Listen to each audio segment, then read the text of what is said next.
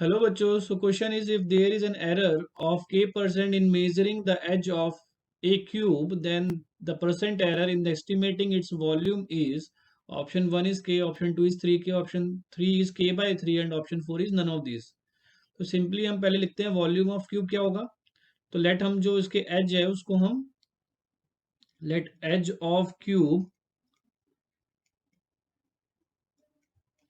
Is x units. ठीक है, हम इसको x unit edge of cube मान लेते हैं. तो वॉल्यूम ऑफ क्यूब क्या होगा, then volume of cube as we know that volume of cube कितना होगा, that is x cube.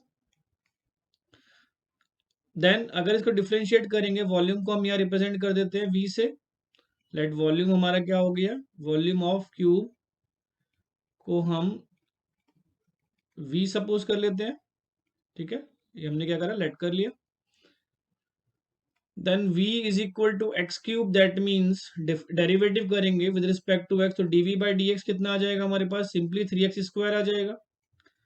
Now हमें दिया हुआ है कि यहाँ पर percentage error in measuring of side is k%. ये हमें गिवन है यहाँ पर क्वेश्चन में.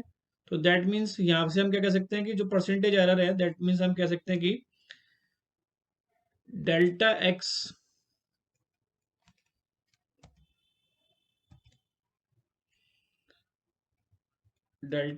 Bye x is equal to k by 100 दिया हुआ है.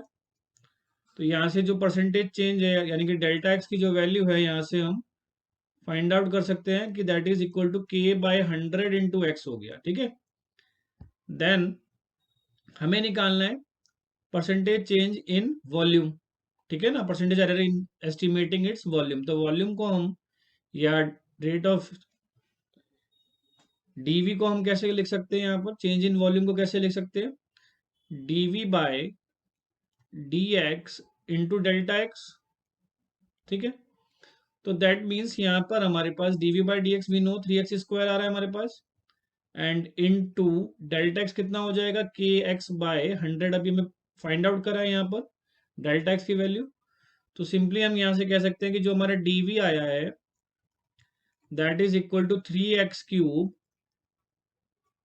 इंटू के अपॉन में 100.